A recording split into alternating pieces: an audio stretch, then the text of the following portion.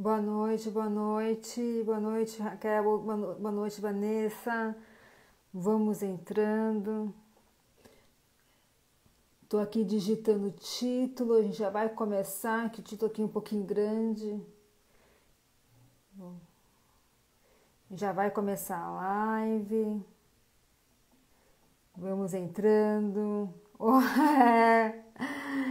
que bom! Hoje é um assunto muito especial, porque a gente tem falado muito sobre a Amazônia, sobre mudanças climáticas. Então, hoje é um assunto super na moda, atual. Não sei se na moda que é algo que é passageiro, né? Mas é atual. Estou aqui só digitando o título da live, que ele é um pouco grande. Vamos lá.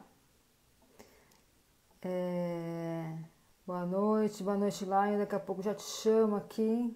Só estou digitando aqui o título da nossa live. O que é mercado de carbono? Tá certo aqui. Deixa eu fixar o comentário. Boa noite, pessoal. Sejam bem-vindos. Estamos na 14ª live da Maratona da Sustentabilidade na Prática. E é uma série de lives onde eu entrevisto, eu bato papo com diversos profissionais na área de sustentabilidade. São profissionais que eu conheço, trabalho, que eu admiro e que eu acredito que podem agregar muito à sua carreira, ao seu negócio. E para quem não me conhece, eu sou a Geisa. Eu trabalho com sustentabilidade e mudanças climáticas há mais de 15 anos. Já trabalhei com mais de 200 projetos no Brasil e na América Latina. E o meu assunto, assim, a minha área de expertise é mudanças climáticas. E exatamente hoje nós vamos falar sobre o mercado de carbono, onde eu me sinto muito confortável com essa temática. Bom, vamos lá, olá Nélio, olá Maricota. Então eu já vou começar aqui, já vou chamar para a gente não perder nenhum segundo, porque o tema hoje é longo. Lion, eu vou acenar aqui para você, para a gente já começar. Enquanto o pessoal vai entrando. O Lion, o Lion, Olá, Lion, deu certo? Olá, boa noite. Boa noite, tá me ouvindo bem? A conexão, assim, tô meio tensa com a conexão, mas vamos lá, né? Como a gente combinou, se Tô falhar, a ouvindo gente bem, tô volta. ouvindo bem. Tô aqui em Trancoso e tava chovendo bastante, então Chato, acho que hein? vai. Então, eu falei, gente, eu não aguento mais quarentena no de apartamento, né? Então, juntou férias, aí eu vim comemorar meu aniversário, aniversário da minha filha. Então, vamos para lá, que pelo menos lá a gente fica seguro. Aqui é um local que eu já conheço bastante as pessoas, então eu sei que a gente está seguro aqui nessa quarentena. Então, vamos lá. Bom, o Lion, ele é gerente comercial de Red Mais, da Biofílica. Ele já trabalha com bastante tempo nesse mercado. Então, nosso tema hoje é o que é mercado voluntário de carbono e como os negócios podem se beneficiar com ele. Lion, só para você se orientar, eu olho para o lado, tá? Porque é onde eu sigo aqui o meu roteirinho aqui, tá? A minha colinha aqui das Uhum, perguntas, né? Que a gente já conversou. Então, vamos lá, tá Lion. ótimo. Primeiramente, eu gostaria que você se apresentasse, falasse um pouco da sua atuação, da sua formação, da sua experiência profissional. Claro. Obrigado, né, pelo convite, Geisa. Acredito que a primeira live a gente nunca esquece. Então tá sendo algo novo e interessante para mim estar participando e compartilhar um conhecimento que está cada vez mais latente, né, no mundo corporativo. Mas respondendo, eu me chamo Lion Pazian. Sou de São Carlos, estou aqui de home office, mas moro em São Paulo. Sou economista de formação pela Exalc USP, em Piracicaba. Lá o campus dá bastante interdisciplinaridade em matérias florestais, de gestão ambiental. Então, eu tive o prazer e oportunidade, quem só faz economia na Exalc, em estar aprendendo essas matérias diferentes ali que fogem um pouco da macro, da microeconomia, da economia monetária, setor público. E sempre foi uma área que me interessou Então, com essa formação, no caso, na época, eu estudava muito mercado de açúcar exterior. No final de contas, é uma commodity e o carbono acaba sendo uma commodity, só que atrelado ao meio ambiente, já falo daqui a pouco. E, bom, tem essa minha formação. Tive a oportunidade de começar, ainda na faculdade, começar na biofísica como estagiário. Já fazem 4 anos que eu estou lá desde 2016. Tive a oportunidade de estruturar a área comercial e pegar diferentes momentos do mercado de carbono que a gente vai comentar aqui. E agora já estamos em um outro momento, inclusive. Sim. E no momento eu estou estudando, faço MBA na Fundação Getúlio Vargas, em gestão comercial também, e financeira.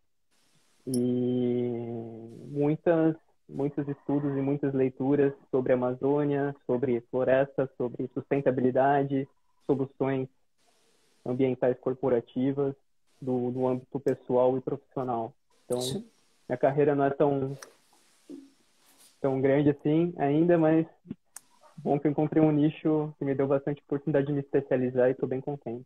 Não, e assim, é um nicho que tá super assim, né? Entrou no momento certo, né, Lion? Gente, o Pérez aqui tá comentando se a live vai ficar gravada, vai ficar salva no meu feed por tempo determinado, tá? Então, a qualquer momento a live pode sumir.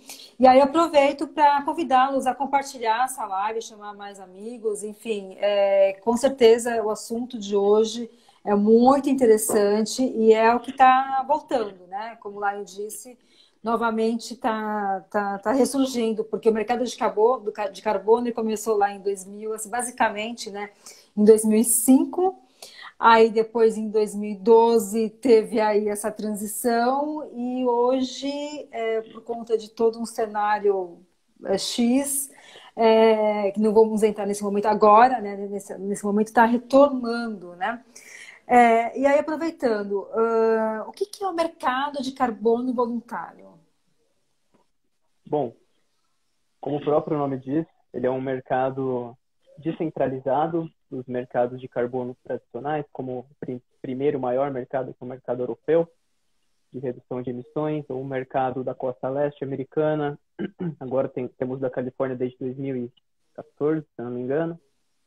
E diversas outras iniciativas de carbon pricing no mundo todo, né? Sejam elas taxação de carbono ou o próprio mercado, mas o mercado voluntário ele é caracterizado justamente por não ter esse agente regulador sendo um governo, e sim certificações de alta credibilidade científica, né? Que provém as metodologias para serem aplicadas em projetos de redução ou sequestro ou remoção de carbono, no qual a gente pode estar vindo aplicar, desenvolver, trazer os auditores a campo, né, gente? Para a gente poder vender os créditos para as empresas que têm o interesse voluntário de neutralizar suas emissões, de serem carbono zero. Certo. E aí, assim, aproveitando, né? Porque assim, o mercado de carbono voluntário, ele se aplica a vários nichos, né? Vamos chamar de nichos. Da parte técnica, a gente chama escopo. Então, vai desde a parte de energia renovável, a parte de uso da terra, né? Como é o caso da área florestal, né? Então, o que é crédito de carbono florestal? Bom, especificamente, bem como você falou, dentro das metodologias existem grandes grupos, como energia renovável, eficiência energética, a captura de metano, e um desses grandes nichos, é o que nós chamamos de AFOBU, que é Agriculture, Forestry e Land Use, que é agricultura, floresta e mudança do uso do solo, onde diferentes tipos de projetos podem ser desenvolvidos. E dentro deles, do florestal, nós temos o desmatamento evitado, que é o RED+, que é biofílica, do especializado, é o que eu trabalho há 4 anos. E também tem o AR, que é Afforestation and Reforestation, que são projetos de plantio de árvores. Tem os próprios projetos de de agricultura, só que algum tanto quanto novo, não existem projetos em andamento, mas estão sendo colocadas em implementação algumas metodologias. E o que é mais novidade de todos, que todo mundo quer conhecer, quer investir, mas ainda não tem uma metodologia conhecida, fechada ainda para isso, que é o chamado Blue Carbon, que são áreas de florestas em regiões costeiras, né? São os mangues, são seagrass, e também tinha mais outros que Restinga também entra nesse caso? eu acredito que sim, eu acredito que sim. Manguezal é bem A interessante, região hein? alagada em área costeira, basicamente. Ah, legal, legal. Nossa, é bem interessante, porque de fato, manguezal bom, é conhecido como berçário, né, marinho, né? Então, onde as espécies, né, enfim, se procriam, enfim, e aí tem toda a cadeia envolvida. É, o MBF está perguntando, ambiental, está perguntando sobre que ele comentou que o mercado de carbono, né, está mais valorizado. Acho que ele trabalhou um tempo com o mercado de carbono e aí parece que está perguntando se o crédito de carbono do mercado voluntário está sendo vendido a quanto hoje. Aqui, assim, existem diversos escopos, né? Então é difícil a gente precificar algum. E depende muito justamente desses grandes grupos, né? Os projetos de energia renovável, de eficiência energética, de aterro, tendem a ser mais baratos. Já deparei meio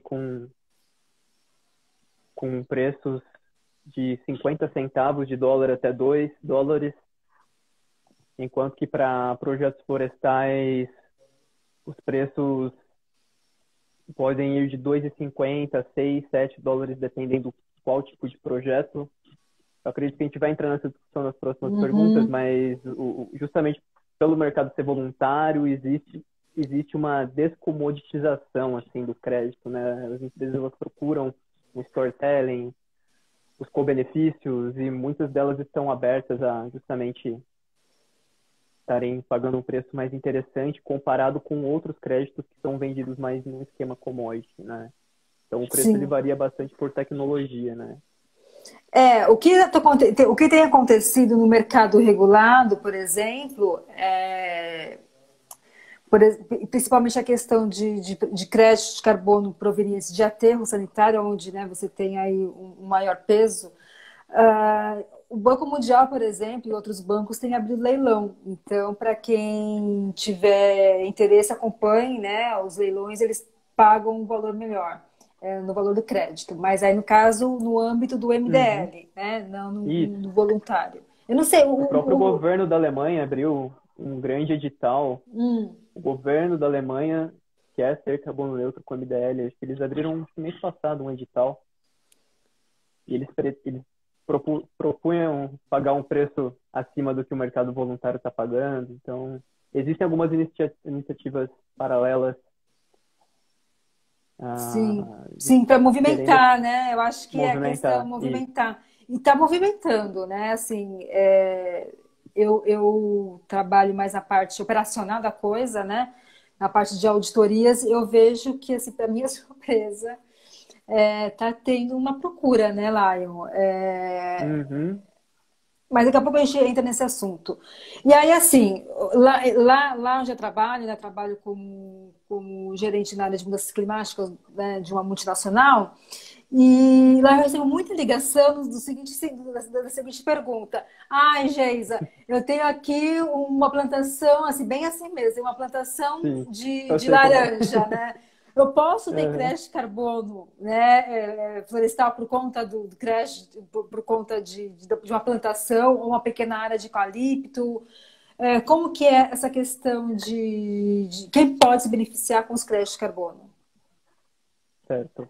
Eu vou focar bastante no florestal, que eu tenho mais Sim, propriedade para falar, é o que eu falo com a mas floresta, é isso. fazendo um paralelo com que os tipos de perguntas que nós recebemos no dia a dia, Uhum. acaba realmente despertando o interesse, né, de muitas pessoas que têm uma propriedade de manejo sustentável ou de floresta nativa mesmo. para querer desenvolver um projeto de carbono. Mas, assim como qualquer tipo de projeto, ele tem que ter viabilidade e escalabilidade, né? Uhum. Então, pensando no desmatamento evitado, as áreas florestais, elas têm que ter escala, e escala que eu falo é realmente áreas de pelo menos 30, 50 mil hectares para cima, assim, quanto mais melhor. Nosso maior projeto chega a ter 500 mil hectares de área de projeto e o menor 30. Só que também tem outras questões que determinam, né? Como, por exemplo, pressão por desmatamento, contexto socioeconômico, do avanço do desmatamento daquela área, para justamente gerar o que todo projeto de carbono tem que ter, a adicionalidade. Uhum. Uhum. Então, a escala é um fator importante. No momento, as metodologias se aplicam muito às florestas tropicais.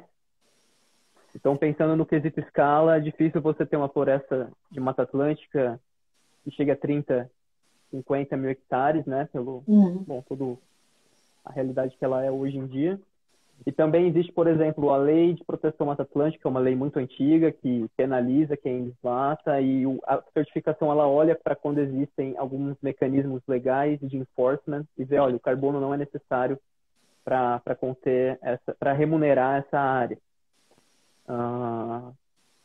Então tem a questão da escala, tem a questão dos próprios custos, né? Você tem que contratar estudos técnicos socioambientais de inventário de carbono, de biodiversidade, tem que depois pagar um corpo técnico para escrever um Uhum. project description, depois chamar a auditoria, e tudo isso deixa o custo elevado, realmente. Elevado, é. E para E é um você custo pagar anual, esse né? custo, E é um custo basicamente anual, quase, né? Anual. você tem que manter o projeto, sim, É. pagar um time para fazer a análise de georreferenciamento, patrulha de campo para identificar, para conter possíveis invasões, roubo de madeira. Então, é uma operação cara, e para remunerar é importante ter escalabilidade no quesito de geração de créditos para você reinvestir nessas atividades. Então, respondendo a pergunta, é possível? Olha, eu não vou dizer que não é possível, Uhum. mas é muito caro e é inviável. Se não for com escala, né? Isso. E, assim, eu acho que uma coisa importante, na minha visão, como auditora, né, de projetos de RED, é muito importante, inclusive, você ter um corpo técnico que conheça bem das regras, porque não basta você só ter uma área, não basta só você ter ele ser elegível à metodologia, né? Respondendo aqui a pergunta, por caso do RED AM0015, né, Lion, que é aplicável a projetos de RED do VCS, mas assim, que você tenha uma equipe que conheça da metodologia, porque não é fácil, tá? É um trabalho aí que pelo menos assim, só de auditoria vai indo bem uns 6 meses para mais. Né, Então, o custo é uma barreira de entrada, sim. é. Mas, por exemplo, deixa eu dar... Mas qual que são os mecanismos para se remunerar florestas que não são dessa escala, sem seu ponto de vista de carbono? Que é algo que a biofílica também trabalha, que é justamente um mecanismo chamado de compensação de reserva legal. Então, que é previsto pelo novo Código Florestal, aprovado em 2012. Então, toda fazenda, toda propriedade rural, ela precisa manter uma certa porcentagem de mata nativa. No caso, Mata Atlântica são 20%, Cerrado 35%, e a Amazônia chega a ser 80%, tem áreas que são 50%, depende de algumas questões históricas, né, e de localidades. E quem demonstra, né, a partir do seu CAR, né, do Cadastro Ambiental Rural, dos seus documentos, que possui o excedente acima desses 20%, 35%, 80%, se você tem um excedente de reserva legal, é possível você ofertar para venda ou para arrendamento a sua vegetação nativa para um proprietário que desmatou, que tem menos, que está em déficit com a lei, para se regularizar. Então, é possível, sim, a partir do novo Código Florestal, fazer esse arrendamento, essa compra, como se fosse realmente uma imobiliária de áreas verdes, né, que a gente tem na Biofilho.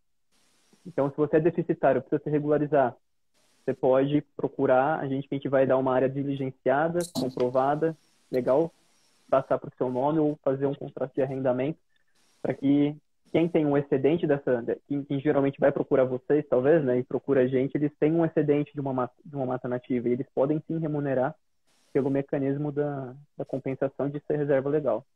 Olha, interessante, eu não conhecia este. A Nelly está perguntando aqui, Lion, o que são offset florestal e como vocês veem esse aspecto no Brasil? O que vocês acham que se relacionam com o Acordo de Paris?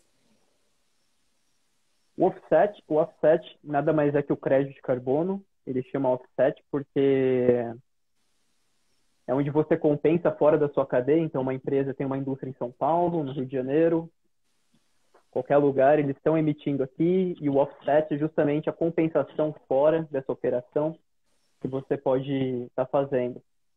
Isso no âmbito do mercado voluntário. Pensando no Acordo de Paris, as regras ainda não estão definidas, né? Mas o próprio artigo 6º, né, que dá muito o que falar por aí, nos acordos internacionais, ele já prevê o reconhecimento do REDD+, do REDD+, como um mecanismo que possa, sim, servir como uma oportunidade de compensação para países que não tenham, por exemplo, uma majestosas florestas como a nossa, que nós podemos, sim, produzir, gerar, né, originar, acho que é a palavra correta, originar os offsets para possíveis acordos bilaterais entre governos, ou até mesmo de projetos privados, como os nossos, que a gente desenvolve para compensar, por exemplo, algum país superindustrializado que não consegue desenvolver uma floresta ou outra tecnologia para compensar. Então, o artigo 6º, ele prevê a entrada, sim, de offsets florestais, só que ainda existem inúmeras regras técnicas, né, que estão sob discussão, muito dando a dica para quem perguntou. É o artigo 6, 6.2 e 6.4, né, que fala sobre os ajustes correspondentes, porque se eu estou originando um crédito e estou vendendo, por exemplo, para a Natura, então eu passo o direito desse crédito, que é meu ativo, meu offset, para a Natura dizer que ela fez um offset, que ela compensou fora da sua cadeia. Eu não posso vender então isso é descontado da meta brasileira de redução de emissões. Eu não posso vender isso para fora, para outro país, porque senão vai estar vendendo duas coisas e tendo um impacto ambiental de uma, que é o chamado dupla contagem. E isso causa muita discussão, muita polêmica nas discussões internacionais, e ainda não está certo como que vai ser feito esse mecanismo ou essa super plataforma global de controle desses créditos. Olha, interessante. De fato, a gente não sabe a discussão, né? A decisão do artigo 6 ficou agendada para este ano e remarcada para o próximo ano, né? A reunião da COP. Inclusive, já aproveitando que semana que vem a gente vai falar com a Caroline, ela é especialista exatamente na questão do artigo 6, tá? A gente vai falar um pouco mais sobre o mercado de carbono. Aí aqui, a Luzia Irata, você a conhece? Ela é do Banco Santander. E nessa terça, Lion, a gente bateu um papo, né, sobre negócios sustentáveis, e ela está aqui elogiando a Biofílica, exatamente, que é uma empresa de impacto. E a gente definiu o que é uma empresa de impacto e tal. A Raquel aqui está fazendo uma pergunta. Reserva legal e área de recomposição florestal, por compensação, pode entrar como REDD+? Tem área mínima? Eu não sei se a Raquel pegou a explicação anterior, mas pensando nos projetos na Amazônia, as áreas de reserva legal da propriedade e de APP, se elas estão sob pressão por desmatamento, elas podem sim ser consideradas áreas que vão gerar o crédito. Agora, se for nesse aspecto das pequenas propriedades em outros biomas, como eu mencionei, já é inviável economicamente. Porque precisa de escala. E aí, aproveitando, né, dando seguimento aqui na questão Quem hoje são os maiores interessados atualmente por comprar crédito de carbono florestal? São empresas privadas no Brasil, os estrangeiros eles estão de olho nos nossos créditos de carbono, ainda mais porque é Amazônia, né? Porque tem um apelo social, Uhum. tem um apelo hoje, né? Tem a questão também da mudança climática. Quem são os mais interessados em compra de carbono florestal? Olha, o perfil predominantemente são grandes empresas, não necessariamente grandes, mas médias e grandes empresas do setor privado. São geralmente empresas que elas já têm um caminho já traçado em relação a uma Uhum, estratégia, elas já têm um roadmap pronto para sustentabilidade, elas já fazem um inventário de emissões, você tem que mensurar o quanto você precisa para saber quanto você emite para saber quanto você vai comprar, né? uhum, Então, uhum. as empresas, então, elas já estão num trilho da sustentabilidade que tem uma meta de redução, que faz um inventário, que vê valor e quer correlacionar sua marca com a Amazônia. E predominantemente, falando do nosso lado, assim, mais da metade das nossas vendas é para o exterior ainda, e isso até ano passado. Esse Tá. ano, esse ano está bem balanceado, Oh, além que das, bom. além das empresas que sempre compraram, né, que são geralmente no Brasil agora, né, são empresas de Uhum. capital aberto, listadas na Bolsa, no Ibovespa, empresas que muitas vezes têm um contato muito forte com seu cliente, né, com o seu público, eles querem levar isso, olha, somos uma empresa carbono neutra, a entrega desse produto é carbono neutro. Isso tem aumentado cada vez mais, então está um pouco meio a meio agora, mas o perfil são empresas privadas de médio e grande porte, que tem já algo muito certo que eles querem para a sustentabilidade. Então, eu fico um pouco bravo quando as pessoas falam assim, a empresa está comprando carbono para pagar para poluir, sabe? Não é verdade, assim, a grande maioria, acho que 95, se não mais por cento das empresas que compram carbono, elas têm uma estratégia muito clara sobre mudanças climáticas, qual que é a matriz de materialidade delas, elas fazem diversas ações internas para reduzir o quanto pode, aí sim, a última coisa que elas vão fazer é vir numa Hum. biofílica ou outra empresa de carbono da vida para fazer o offset, para fazer a compensação. Isso é verdade. Até uma das perguntas aqui é exatamente focada nisso. A Suzano já declarou, a Microsoft, a Apple, entre outras empresas, elas já anunciaram a questão de neutralizar suas emissões, não somente atual, porque aí é exatamente isso. Elas estão agindo no dia de hoje, realmente reduzindo o que podem dentro, né, das suas operações, mas olhar para o passado. Peraí, desde quando iniciou minha empresa, eu quero neutralizar as emissões. Como que você vê esse cenário? Você vê que cada vez mais as empresas vão começar a olhar para o passado para não vou só neutralizar minhas emissões do ano, o ano de referência de 2020 ou 2019. Elas vão começar também a olhar para o seu passado. Peraí, minha empresa inaugurou no ano de 2001. Né?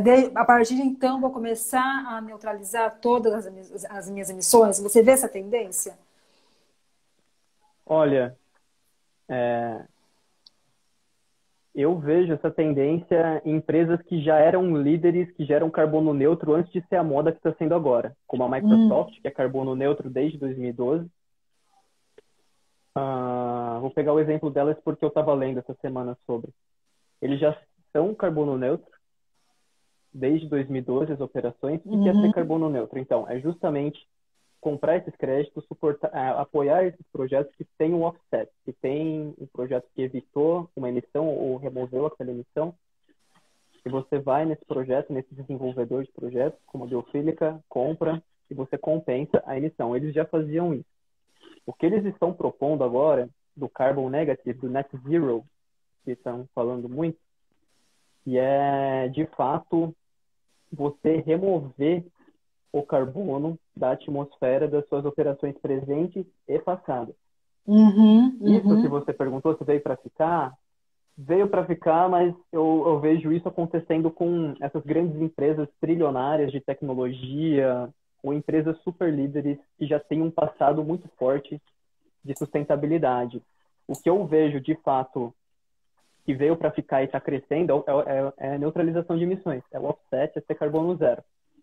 E agora está se tornando mais mainstream, mais popular, vamos dizer, mais atrativo. E antes eram algumas empresas apenas que faziam. Então, eu acredito que vem a compensação, a neutralização, o carbono zero, e o carbono negativo, que é remover o que você já emitiu no passado, que aí são projetos específicos de remoção de carbono, como o plantio de árvores, por exemplo, recuperação de áreas degradadas. E isso é algo que a Microsoft começou assim, em dezembro. E eu acredito que vai levar um tempinho para mais empresas seguirem esse passo. É bem interessante. Quando a gente fala de neutralização, uma coisa que eu sempre gosto de ressaltar eu plantei a árvore e estou neutralizando, porque tem assim, tem muito da história de plantar a árvore e você está neutralizando. Eu, com visão de auditoria, né, de auditora, eu não recomendo, assim, eu vou ter a ser criticada depois, eu não recomendo esse tipo de ação. Você não consegue garantir que aquela árvore, né? Eu vou plantar 10 árvores, porque isso tem um marketing muito positivo. Vou plantar 10 árvores e isso quer dizer que eu vou neutralizar as minhas emissões. Não, porque se não garante que aquela árvore vai crescer, não garante que aquelas árvores, uma do lado vai sombrear a outra vai deixar de crescer, não garante que vai ter um fogo, uma praga que vai impedir que ela cresça do que é estimado. Eu sempre recomendo que comprem crédito de carbono já verificado, né? Porque isso realmente já garante que o ciclo do carbono assim já foi concluído e auditada, né? E, inclusive ter aprovada pelo órgão regulamentador, como por exemplo o BCS, que é o Voluntary Carbon Standard, agora é o Verra, né, que a gente fala, né, que é o órgão que na verdade processa, né, vamos dizer assim, uma linguagem mais simples, os créditos de carbono, e dentro do MDL, né, do Mecanismo de Desenvolvimento Limpo, também tem os projetos de florestais também que são validados. E, eu sempre recomendo que comprem projetos de crédito de carbono. E aí, assim, vamos entrar na questão do desmatamento rapidamente da Amazônia. Recentemente, o presidente da Suzano, ele deu uma entrevista que ele disse o seguinte, que o Brasil ele queima milhões de crédito de carbono, em torno de 10 bilhões de dólares anualmente em crédito de carbono. E o Brasil ele vem sofrendo os maiores desmatamentos dos últimos anos, né? Assim, está sendo assim, enfim, né? Não vamos entrar nesse mérito agora. Mas, na sua opinião, por que o Brasil ainda ele não conseguiu monetizar os serviços ambientais florestais, né? Como, por exemplo, o crédito de carbono? Por que ele não consegue falar, tudo bem, vamos deixar de desmatar, né? Vamos gerar receita, pelo menos com crédito de carbono florestal. Por que isso não está acontecendo? Bom, vou dizer duas ou três respostas paralelas para endereçar. Tá. A primeira, existe sim um mecanismo por pagamento de resultado, que é um hedge, mais sim, só que não há compra, aquisição dos créditos. O que há é um pagamento por resultado. Agora eu não vou lembrar as datas exatamente, mas de 2008 a 12, ou 12 para frente, teve 2008 a 12 teve uma grande redução por diversas políticas públicas da época, de criação de UCs, de delimitação de áreas, e a gente teve uma redução no desmatamento, sim, e nós temos o Fundo Amazônia, que foi financiado pelos governos da Noruega e da Alemanha, e tem, assim, se eu não me engano, mais de 3 bilhões de dólares, acho que é a quantia, e tem 2,2 bilhões de dólares travados lá. E esse valor travado, até onde eu sei, é por causa das discussões que houveram no ano passado, pelo desmatamento que tinha aumentado, e tem uma questão da própria vazão do dinheiro para os projetos certos de sustentabilidade na Amazônia acontecerem. Então, sim, existe uma monetização, só que eu acredito que poderia ser maior. Tá. Do ponto de vista que quando esse fundo ele paga por resultados da Amazônia inteira, e a Amazônia, né, são 60% do país. Como é muito difícil você conseguir direcionar recursos para uma área tão grande, né? Eu acredito que para acontecer essa monetização de serviços ambientais, é preciso uma segmentação.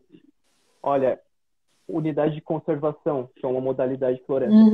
Precisamos de investimento para projetos de carbono nisso. Mas temos flonas, né, as florestas nacionais. É outro approach.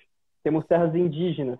É outro approach. Então, é algo que fazer numa propriedade particular que você tem controle total, já é difícil você implementar um acordo de consentimento livre prévio informado, você fazer consulta com comunidade. Então, imagine em áreas muito grandes, populosas, carentes, muito carentes de IDH muito baixo. Então, existe um desafio operacional e, ao mesmo tempo que até junho, se eu não me engano, julho, que teve esse anúncio do programa do Ministério do Meio Ambiente que chama Floresta a Mais, até então não se falava muito e era até inclusive restrito ter investimento privado para geração de offset, de crédito de carbono em áreas públicas. Agora o governo está mudando um pouco essa posição.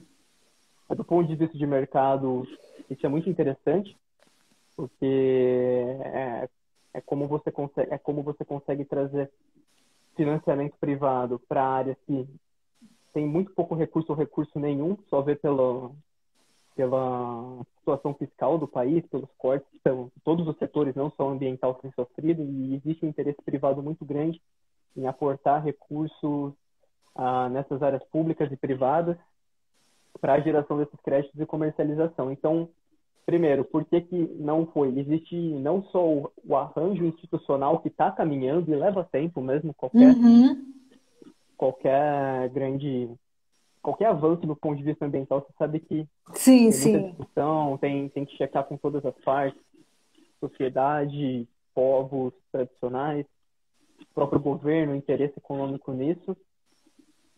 Mas também tem o desafio operacional. É difícil você pegar grandes áreas e colocar num saco só, sabe? Você tem que tratar cada área com uma área e é isso que eu acredito que o mercado vai e está encaminhando, assim, em abrir, que nem temos concessões, que nem teve as concessões de parques públicos, das chapadas para turismo, é algo que eu vejo que eu espero que aconteça, na verdade, para as florestas e áreas públicas que não estão sofrendo nenhum tipo de investimento para sua conservação, e o crédito de carbono ele pode muito bem remunerar essas áreas. Mas no caso, essa operação ela teria que acontecer por uma instituição privada, como no caso a Biofílica, enfim. Mas assim, existem outras instituições hoje atuando na Amazônia nessa questão da monetização por serviços ambientais? Que tipo de instituição que está... Porque assim, a gente tem esse recurso, né, que você falou que está lá travado, né? Mas o que tipo de monetização que acontece? Que para mim não ficou claro. O que acontece de fato, até hoje, são áreas privadas. São áreas privadas, tá. privados em áreas privadas. Áreas privadas, não em área pública, tá. Nós temos um case, né, que é o único projeto em área pública em andamento no Brasil, que é em Rondônia, no qual nós tivemos que ter uma anuência do governo, do governador do estado de Rondônia, lá em 2012. Nós tivemos esse alinhamento com o estado porque a área era estatal, uma unidade de conservação, uma reserva extrativista de pertencimento ao estado de Rondônia, e nós tivemos que fazer todo um arranjo com uma associação de moradores extrativistas dessa RESEC, que o Preto já fundar, no caso. Tivemos que ter uma anuência do governo, então foi um projeto que, do ponto de vista operacional, nós só fomos ter créditos dele. Nós começamos o investimento em 2012, começou a vender no final de 2016 ou começo de 2017. Então, são investimentos significantes, demanda muito arranjo jurídico que prevê segurança para todas as partes, principalmente para os extrativistas, né? Porque o crédito é de direito deles, eles têm a maior parte do recurso do crédito. O que a gente fez foi facilitar todo esse arranjo jurídico, técnico, operacional, e também mercadológico, de levar isso ao mercado e trazer os resultados para eles, e nós temos resultados concretos, né? De casas serem construídas, Uhum, uhum. de levar energia elétrica, levar internet para o meio lá da reserva deles, e assim, é prático, mas funcionou por quê? É uma área de 95 mil hectares, É são muita 130 coisa. pessoas, 140 pessoas.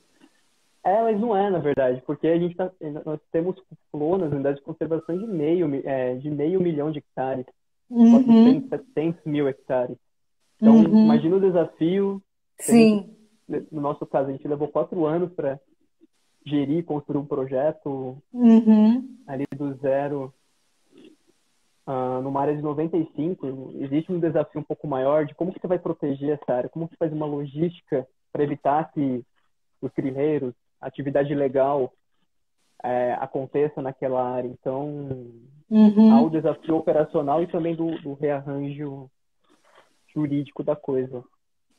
É um desafio mesmo. Aqui a Luzia está perguntando o seguinte: você acha que os investidores estrangeiros estariam dispostos a estimular o mercado de carbono florestal, dada a preocupação com o desmatamento da Amazônia? Você acha que eles estão pressionando, têm interesse? Qual que é a sua opinião?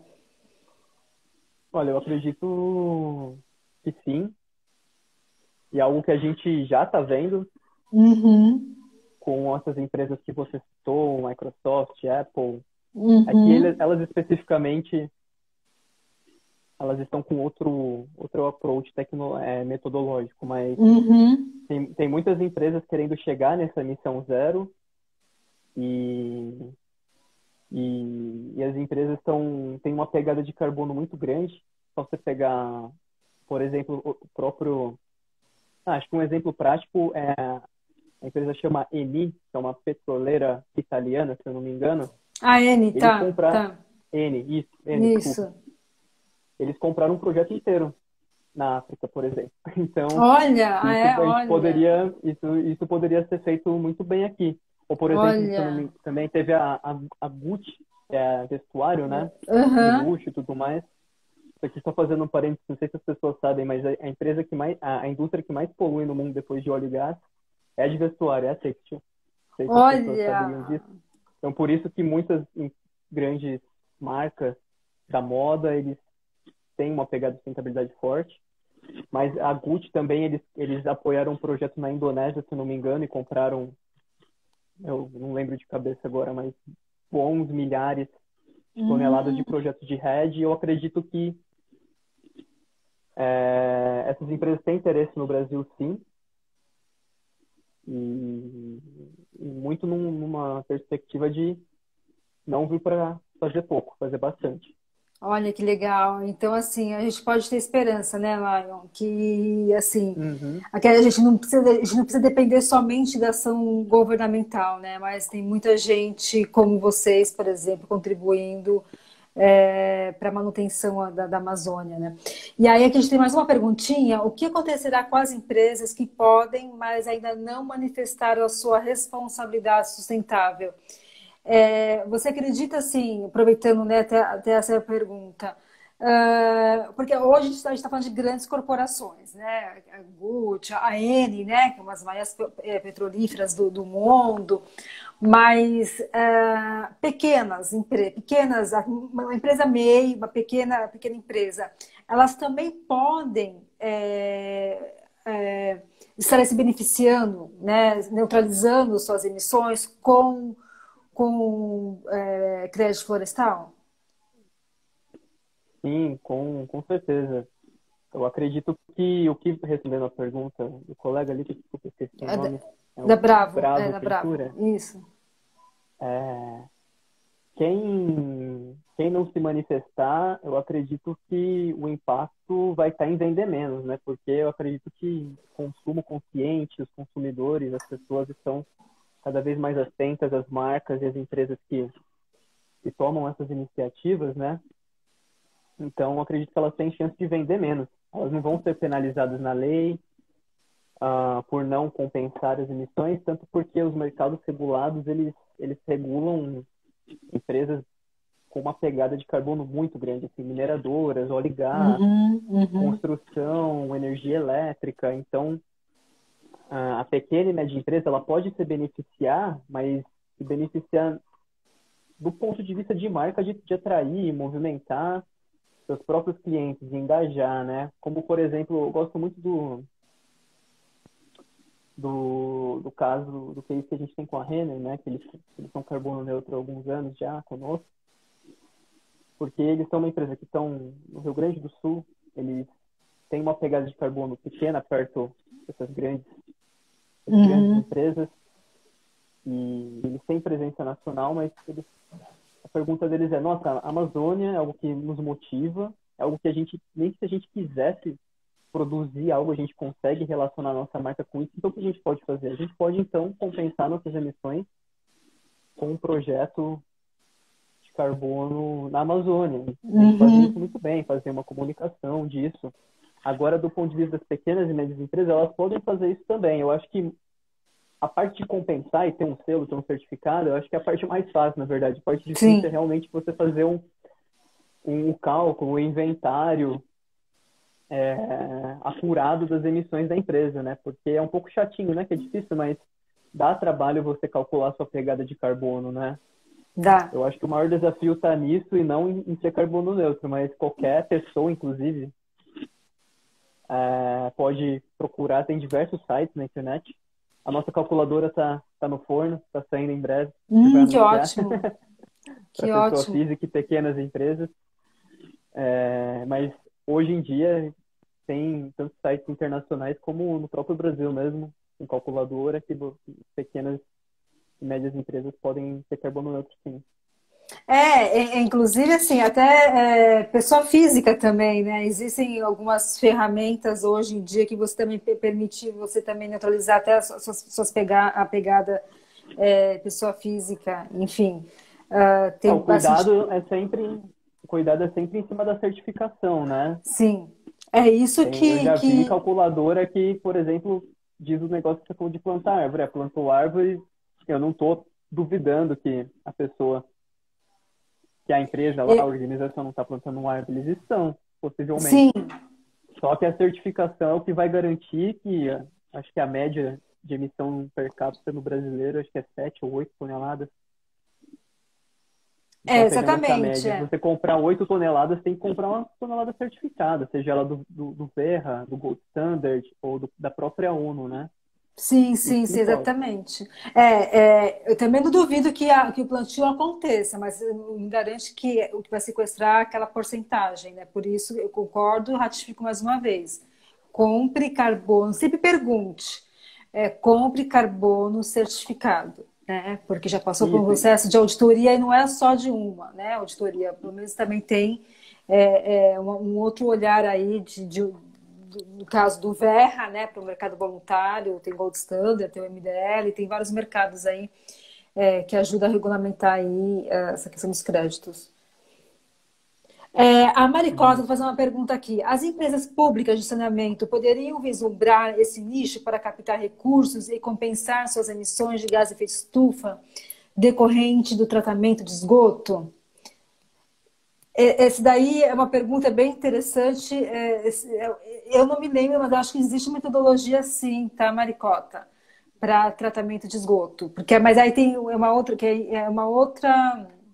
a gente pode discutir isso numa próxima live, porque é um projeto específico de captura de metano, né, em tratamento de esgoto. Inclusive tem aterros, né, que tem projetos públicos. Aterros Tem, públicos que tem. tem projeto de carbono, né? Que tinha os leilões lá dos grandes aterros de São Paulo em 2006, 2007, né? Sim, sim, sim. Mas eu acho que a pergunta dela é sobre a compra, de compensação. A compra, Eu desculpa. Tá. particularmente, eu particularmente, eu já estive em algumas empresas públicas para conversar disso, mas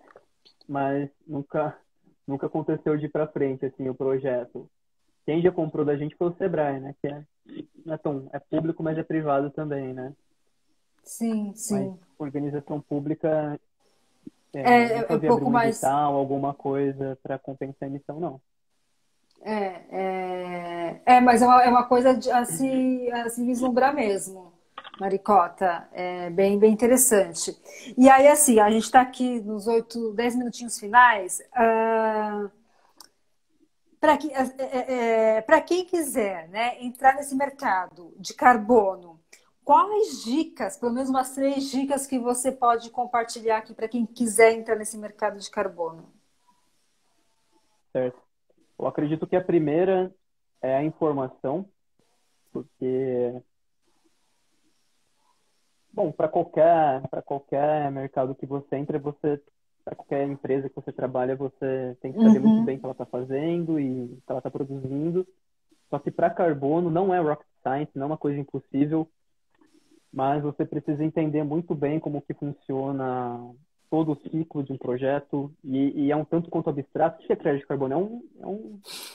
É um certificado digital, um ativo que está no sistema registrado. Você não consegue tangibilizar isso, né? E você tem que entender como que você gera esse certificado e como que você vende isso e onde que está esse mercado que é um tanto quanto pequeno, é um pouco incipiente, mas ele está começando a escalar, ele está começando a entrar em crescimento. Então, aproveitando que o mercado está em crescimento, tem um tempinho para se formar, eu acredito que entender bem sobre iniciativas de carbon pricing, né, de precificação de carbono ao redor do mundo, como tem na Europa, tem na Califórnia, uhum. a Colômbia, né, tem o Carbon Tax, tem crédito de carbono, funciona muito bem. Então, acho que a primeira coisa é, é a informação, tanto do ponto de vista técnico quanto comercial. A segunda é se a pessoa está querendo ir para a área técnica, entendo que tem que ter uma formação, sim, em projetos ambientais, em sustentabilidade, é muito importante. Se ela quer investir, se ela quer investir nisso, eu acredito que aí entra todo o conhecimento de gestão de projetos e de investimento, como qualquer projeto que Sim. você vai fazer e empreender. Uhum, uhum. E falei duas, três, mais uma dica. Eu gostaria de só complementar, me permite, assim, essa questão Ah, eu da, tenho da outra parte. dica, sim. Pode falar. Eu tenho outra dica. Uma coisa que eu tenho visto muito agora, antes da pandemia, né, do home office, Ah, eu via isso, mas eu vou dar uma dica aqui pro pessoal que está assistindo. Tem um, um jornal online que chama Carbon Pulse, de pulso, Carbon Pulse. E, peraí, vou até e, anotar. Carbon Paul, nem, e nem eu se, conheço. Pulse, Pulse, Ah. Pulse. A Pulse, tá, Depois isso, posso te enviar tá. depois. E semanalmente eles enviam uma lista de jobs assim em todo mundo. E Olha. tem trabalho na América Latina, na Europa, nos Estados Unidos. E eu já via que era muito comum das empresas de carbono, que é um mercado muito novo, geralmente são Hum, empresas jovens, de pessoas jovens. Então já é um tanto comum o home office antes da pandemia. E eu vejo as hum, vagas deles sempre com vagas remoto agora, no hum, setor de carbono, seja para ser um gestor de projetos ou desenvolver um projeto, ou seja um comercial, um agente comercial para vender. Essas empresas também elas costumam ter as grandes consultorias internacionais que têm projeto de carbono, né? uhum, Elas costumam ter uma área de climate policy, de políticas uhum, climáticas, uhum, de estudar regulamentações. uhum. Então, acho que procurar trabalho na Carbon Pulse e, e pesquisar pelas empresas, assim. Tem Sim. diversas empresas de carbono grande, como a South Pole, que é a grande referência mundial, a First Climate. Procurar por Uhum, empresas que têm projetos de carbono, que têm uma presença internacional. uhum, Muitas empresas estão na Alemanha, na Suíça, na Califórnia e na Inglaterra. E procurar o trabalho deles, quem trocar de área ou quiser tentar um emprego ali. Então, é procurar nessas empresas que eu estou vendo uma flexibilidade do ponto de uhum, vista de uhum. trabalhar remoto agora. Acho que é uma boa dica. Não, é excelente. E aí, assim, o que eu vejo, né, assim, já estou nessa área aí pelo menos há 15 anos, não existe uma formação. Ah, eu quero trabalhar com consultoria de mudanças climáticas, de crédito de carbono. Não existe uma formação específica. Uma forma até mesmo para quem quer empreender nessa área ou para quem quer trabalhar como consultor, é entrar também dentro, por exemplo, do VERRA, né? VERRA. Lá tem todo o ciclo, lá tem os guidelines, que é uma coisa técnica, né? Um pouco mais pesada. Entender como funciona o ciclo dos projetos de carbono, né? Eu acho que isso é bem interessante. Isso dentro do RED+, né? Que eu acho que o RED está inserido dentro. E aí tem o MDL, que é o Mecanismo de Desenvolvimento Limpo, que também tem todo um pipeline desenvolvido também com as regrinhas lá de todo o ciclo. E é muita regra. É muita, não, nossa, assim, imagina, porque são muitos anos aí, e assim, e atualizado, né, lá, constantemente atualizado, sempre tem novidade, e conhecer de mercado financeiro, porque que nem lá é economista, né? Então, para quem quer atuar na parte de comercialização, até mesmo como empresa, né? Ou quem quer comprar, tem que entender aí a parte tem os Uhum. brokers, né? Que tem toda essa questão da negociação, né? Quem vende os créditos de carbono, enfim. E aí, assim, não sei se você pode comentar essa informação, mas quanto está valendo hoje um crédito de carbono? Acho que você já comentou, né? Mas só para finalizar, que foi até uma das perguntas que eu vi aqui que rodou. Está voltando ao mercado? Está tendo uma demanda, mas a gente não sabe se está voltando ao mercado, né? Você acha que está voltando ao mercado? Está tendo demanda, mas eu não sei se isso é uma coisa que é perene, que veio para ficar, ou se é passageira. Eu não tenho ainda essa clareza. Você tem essa clareza? Olha, o que eu posso dizer é que desde 2018 o volume de crédito transacionado tem aumentado significantemente. As taxas de 17 para 18 foi um crescimento em torno de 40%, 18 para Olha. 19 em torno de 20%. E esse ano está na mesma tendência que do ano passado. A gente esperava um ano muito maior, mas mesmo com a pandemia, mesmo com a crise econômica, já está pelo menos igual ao ano anterior até então. Ai, que ótimo. E então a demanda está vindo. A questão é que para você gerar crédito é um ciclo operacional longo que você tem dentro da sua empresa, dentro desse projeto. Então acho que a oferta ela não vai vir tão rápido. Isso pode melhorar Sim. os preços para os desenvolvedores. Agora, respondendo a pergunta de preço, sempre vai depender, Geisa, Uhum. porque se eu entrar, por exemplo, tem um parceiro nosso lá da Califórnia, Cool Effect Platform, você pode fazer seu cálculo, você vai pagar Uhum. 10, $12, porque é a proposta de valor que eles fazem, que eles Sim, querem fazer sim. o cálculo dele, o projeto deles. Mas às vezes pode entrar Uhum. em outra, em outra, em outra empresa e achar um preço menor, dois, três Uhum. dólares. Mas agora falando no mercado de balcão mesmo, que é como funciona, né? Que são Uhum. contratos de compra e venda, contratos futuros para crédito florestal, ah, o valor tem variado de 3 a 7 dólares dependendo do volume. Olha, aumentou bem mais do que. Tá Aumentou interessante. bastante de um ano para cá, com certeza. Ano passado estava por 2,50, 4, Sim. 5, 4,50. Agora a gente já está no patamar de 3,50, pelo menos do que que eu tenho visto nas últimas semanas, porque antes era uma coisa que era sempre assim, era 2,50, Sim. ficava nisso, aí agora eu estou sentindo que os preços eles estão oscilando para cima, né? Estão Uhum. escalando mais rápido. Sim, olha que maravilha. Bom, Laio, muito obrigada. A gente vai cair a live aqui em 20 segundos. Muito obrigada por você ter aceito o convite, compartilhar um pouco do seu conhecimento. É um Vamos prazer. marcar mais, porque assim, é um assunto que eu amo e eu acho que muita gente aí vai assim, absorver e entender o que é realmente o mercado florestal de carbono. Obrigada, Laio. Gente, ela vai ficar Obrigado, boa salva por noite. tempo determinado. Boa noite. Bom final de semana. Tchau, Tchau, tchau. tchau.